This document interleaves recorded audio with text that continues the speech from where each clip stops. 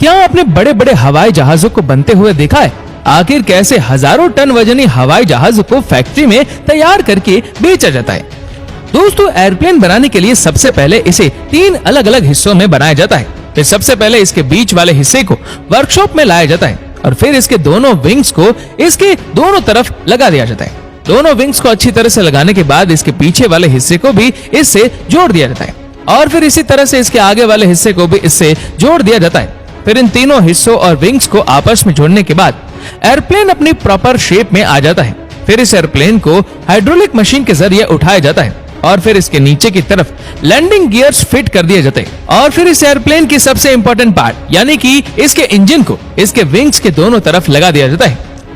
Engine के लगने के बाद इसके विंग्स और इसके लैंडिंग गियर्स की अच्छी तरह से टेस्टिंग की जाती है और फिर फाइनली इसके इंटीरियर का काम शुरू होता है। इसमें सबसे पहले पायलट के केबिन से ऑपरेट किया जाता है और फिर पूरी बॉडी में इलेक्ट्रिसिटी वायर्स को लगाया जाता है और फिर इसकी वायरिंग को कवर करते हुए इस एयरप्लेन की पूरी इनर बॉडी को प्लास्टिक की सीट से अलग तरह के अच्छी तरह से कवर कर दिया जाता है और पैसेंजर्स का सामान रखने के लिए विंडो के ऊपर की तरफ स्टोरेज बॉक्स भी लगाए जाते हैं और फिर इसकी विंडो में ग्लास भी फिट किए जाते हैं और विंडो को पूरी तरह से पैक कर दिया जाता है और फिर इस पूरी तरह से तैयार एयरप्लेन के अंदर पैसेंजर्स के बैठने के लिए सीट्स भी लगाई जाती है।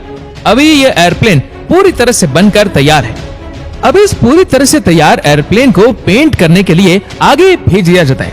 यहाँ इस एयरप्लेन के सभी इंपॉर्टेंट पार्ट विंडो, इंजन और कॉकपिट को पूरी तरह से कवर करते हुए इस पर स्प्रे पेंट किया जाता है।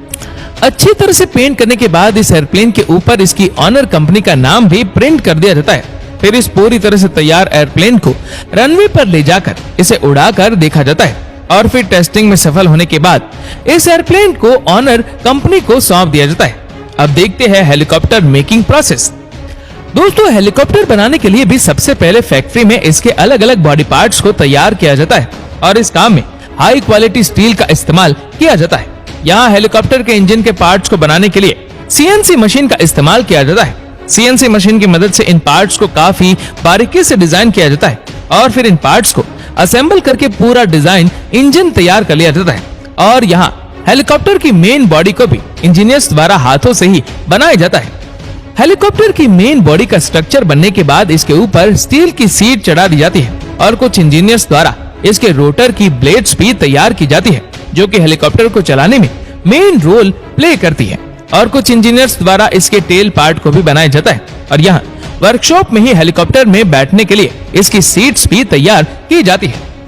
इसी तरह अलग अलग इंजीनियर्स द्वारा हेलीकॉप्टर के सभी बॉडी पार्ट्स को बनाया जाता है और फिर हेलीकॉप्टर्स के सभी बॉडी पार्ट्स तैयार होने के बाद इसकी मेन बॉडी को लैंडिंग स्किड्स पर खड़ा किया जाता है और फिर इसके टेल वाले पार्ट को भी इससे जोड़ दिया जाता है और यहीं पर ही हेलीकॉप्टर के फ्रंट ग्लास और साइड विंडो भी लगा दिए जाते हैं और फिर इस हेलीकॉप्टर में इंजन को भी अच्छी तरह से फिट कर दिया जाता है। फिर हेलीकॉप्टर की पूरी बॉडी को कंप्लीटली फिट करके इसे पेंट के लिए आगे भेज दिया जाता है। यहाँ हेलीकॉप्टर की विंडो और मेन ग्लास को कवर करके इस पर अच्छी तरह से स्प्रे पेंट किया जाता है। पेंट अच्छी तरह हो जाने के बाद इसे वापस से बाहर लाया जाता है और इसके इंजन वाले पार्ट से इसके रोटर को जोड़ा जाता है।